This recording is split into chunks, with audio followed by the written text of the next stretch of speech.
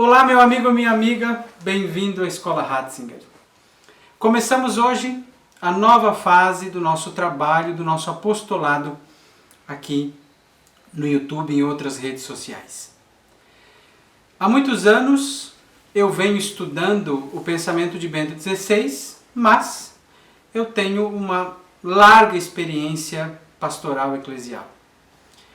E nos últimos tempos, acompanhando a vida da igreja, acompanhando o trabalho que tem sido feito nas nossas pastorais, nas nossas paróquias, analisando o tipo de formação que é recebido nos seminários, eu tenho me deparado com a urgência, que todos vocês percebem, é verdade, de uma formação sólida, firme, cheia de conteúdo e também clara acerca da doutrina católica. Muitos de nós vivemos a experiência da sede, da fome do conhecimento de Deus, mas muitas vezes não encontramos mestres seguros. Aqui eu não quero me apresentar como mestre de ninguém. Eu sempre gosto de me ver como me via desde a infância, aqui com um olhar bem litúrgico, como um acólito. Quem é o acólito? Do grego, o acólito é aquele que acompanha pelo caminho. Eu quero ser nada mais, nada menos do que um companheiro de caminho para vocês.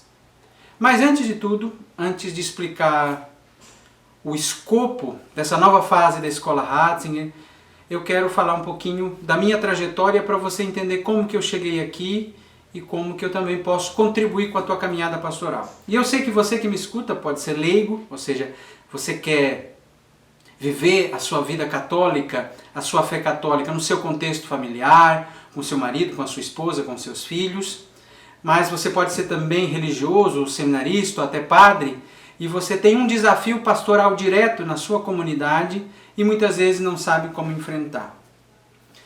Dando palestras pelo Brasil, muitos sacerdotes já me procuraram para perguntar: professor, como que eu começo uma formação sistemática com os fiéis da minha paróquia?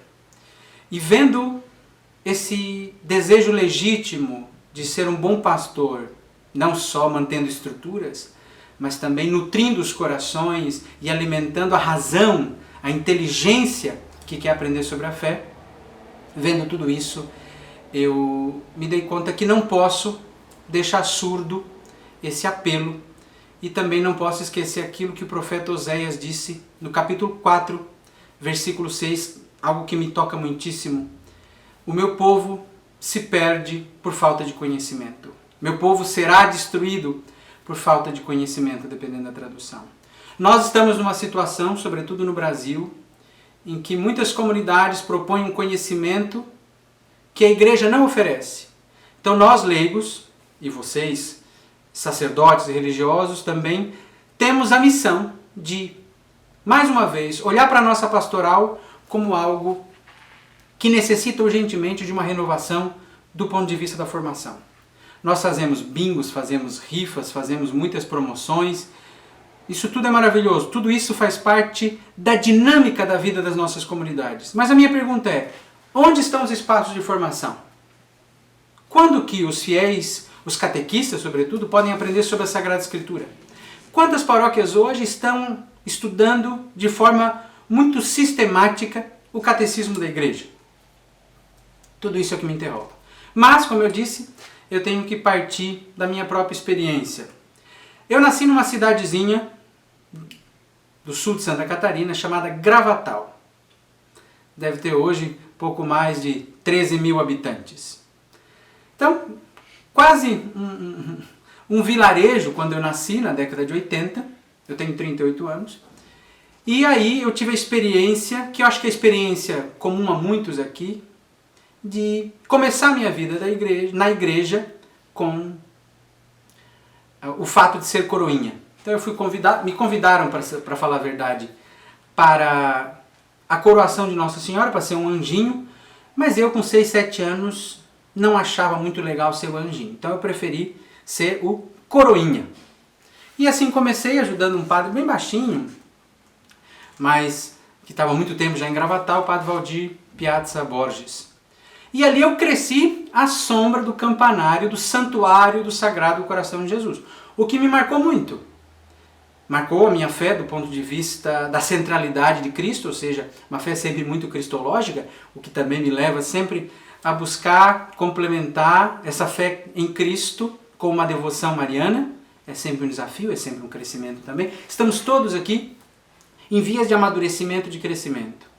Então, nessa experiência de Coroinha, eu fui amadurecendo essa vida de comunidade, essa inserção pastoral, essa preocupação que vem antes desse mundo de redes sociais, que está muito marcado com a preocupação com a imagem, com a publicidade, mas sim a preocupação de fazer parte de uma comunidade, de pertencer a um grupo humano, diversificado, ilimitado também.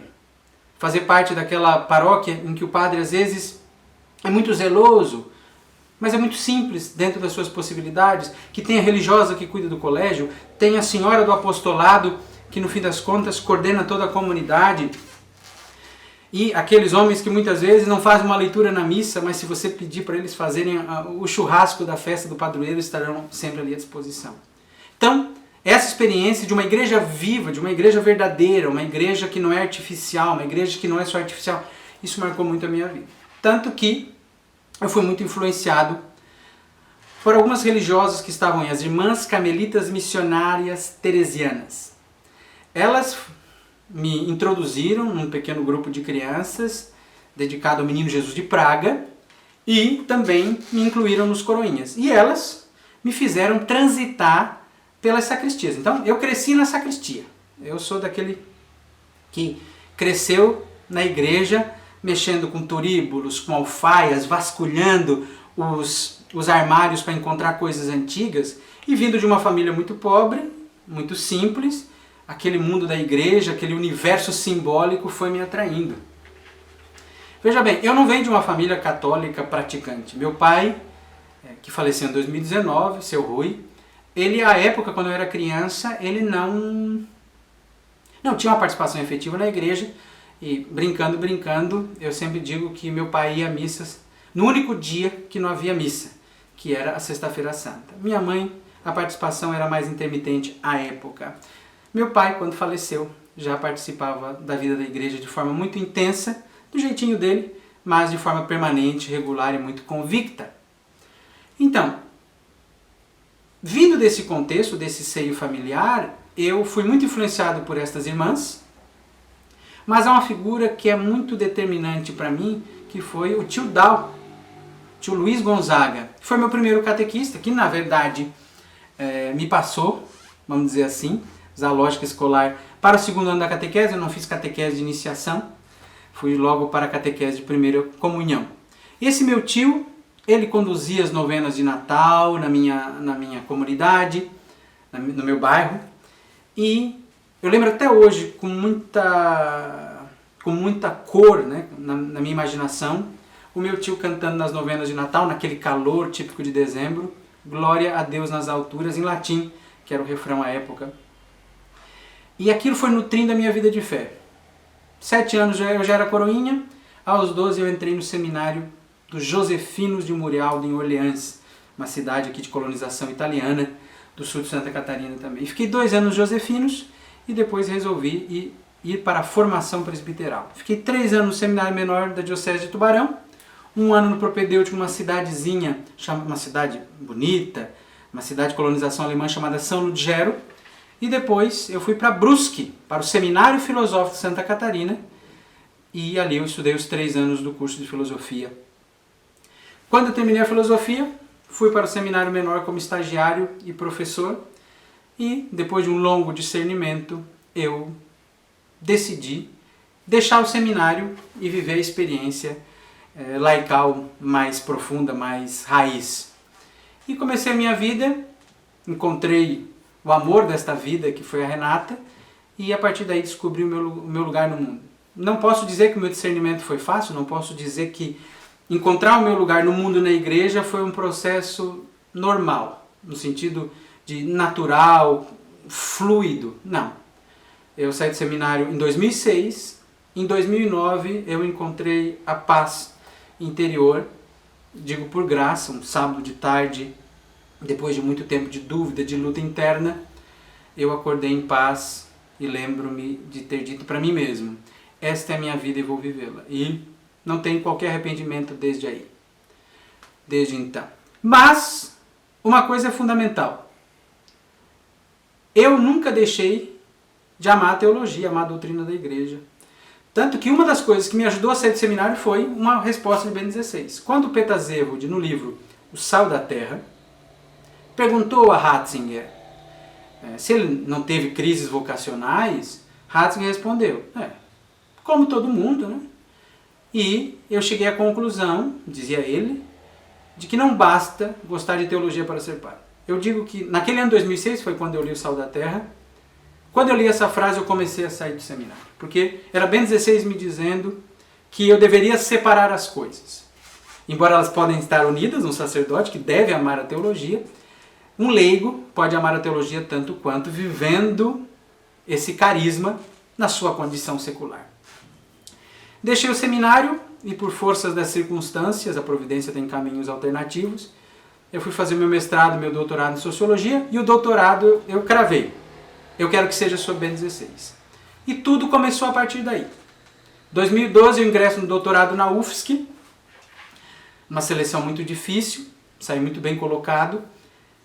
Mas o que mais me impressionou foi que, numa universidade laica, com professores de diversas ideologias, um tema sobre a Igreja Católica, na área de sociologia, sobre o Papa alemão, foi muito bem acolhido pelos pesquisadores que estavam ali. Ou seja, eu encontrei espaço para discutir, aprofundar a relação entre igreja e modernidade, segundo Bento XVI. Se fala muito numa igreja que precisa abrir-se à modernidade, e outros vão dizer que ela precisa lutar contra a modernidade. E Bento XVI é colocado, em geral, no campo antimoderno, mas por alguns no campo modernista, vamos dizer assim. Então, nessa angústia de entender qual é a posição de Ratzinger no debate, eu comecei a dedicar toda a minha vida à pesquisa e ao aprofundamento do pensamento de Bento XVI. E a partir daí, eu fui fazer meu doutorado de sanduíche na Espanha, fiquei 6 meses pesquisando na Universidade de Navarra, junto à Faculdade de Teologia, e foi uma experiência extraordinária também, não só do ponto de vista acadêmico, mas também do ponto de vista individual. Foi aí, por exemplo, por sugestão do meu diretor espiritual, que eu comecei a rezar o rosário andando. Eu disse para vocês que eu tenho uma fé muito cristológica, então a devoção mariana é algo que ainda cresce em mim, que eu preciso nutrir. Repito, todos estamos a caminho, todos estamos progredindo, ou não, né, na vida de fé. Eu repito, eu me apresento aqui como alguém que quer contribuir, ajudar, apoiar, sustentar. Uma das coisas que eu aprendi é que a igreja já tem um Salvador, e ele é Jesus Cristo. Nós estamos aí como cooperadores. E já fazemos muito não atrapalhando, né? Mas voltando, nessa experiência em Navarra, eu fiquei muito convencido da importância do apostolado intelectual. E voltando para o Brasil, desde então, eu tenho trabalhado com inúmeras pesquisas sobre Bento XVI. A minha tese foi publicada, traduções que eu fiz, livros sobre Bento XVI, que já foram publicados agora no Brasil, na Espanha, e a obra mais recente que eu preparei foi o Dicionário Ratzinger, com 72 autores, que será publicado em vários idiomas, em português inclusive, espero, e contou com 72 autores de 10 países, e ninguém mais, ninguém menos que Bento XVI me enviou o prefácio ao livro em 2022. Então, esse caminho todo é para mostrar para você que eu vim lá do interior, onde a religião ainda era importante, né? Cresci no meio do fumo, não encontrei qualquer tipo de suporte ou apoio inicial na família para uma vida intelectual, mas Deus foi me conduzindo e também amadurecendo aqueles que estavam no meu entorno. Não foi fácil sair da roça para estudar, porque o trabalho braçal era mais valorizado. Não foi fácil deixar a família para ir para o seminário. Não foi fácil deixar o seminário para voltar para a família. E eu estou convencido de que tudo isso foi um processo de amadurecimento para chegar aqui. E essa longa história que eu estou contando para vocês, que é preenchida agora com uma vida familiar comum, normal, e pela luta de uma casa com 4 crianças, graças a Deus, felizes e saudáveis, poder estudar e aprofundar para compartilhar com vocês o conhecimento que eu vou adquirindo com o tempo. E, sobretudo, nesta nova fase, esse compartilhamento visa dar a conhecer as fontes da nossa fé. As fontes nós devemos voltar. Quais são as fontes? Sagrada Escritura, o Catecismo da Igreja, então Bíblia, Sagrada Escritura, tradição e magistério. Tradição, por exemplo, liturgia. O culto da Igreja tem muito a nos ensinar. Lex orandi, lex credendi. Nós vamos encontrar essa relação entre a norma da fé, a regra da fé e a regra do culto, a regra da oração. Então, nessa nova fase, eu vou transcender o tema de Bento XVI, embora não vou excluí-lo, não vou deixá-lo de lado. O que isso significa? A partir de agora, na Escola Ratzinger, no YouTube e no Instagram, e também no Facebook, nós vamos ter conteúdos regulares sobre Bento XVI, sobre o Catecismo da Igreja Católica, sobre Teologia da Libertação. Hoje se fala tanto Teologia da Libertação. Bento XVI dizia sobre a Teologia da Libertação. Ué, o que a teologia propriamente da libertação significa? Como ela foi estruturada? Qual a sua história? Está em revisão? Qual é o seu papel na crise da igreja? Esse é um dos temas. Mas eu tenho uma preocupação pastoral, eu passo por inúmeras comunidades, eu sou ministro da palavra, e eu sei como as comunidades muitas vezes estão preocupadas com questões pequenininhas, mas que não são tão pequenas porque dizem respeito à dinâmica cultural das comunidades. Quantas velas? Pode ser colorida ou não? A toalha, onde fica o ambão, os ministros, em que posição ficam, o que fazem, os ministros da comunhão, que música pode cantar. Todas essas preocupações pastorais entram agora no horizonte da Escola Ratzinger.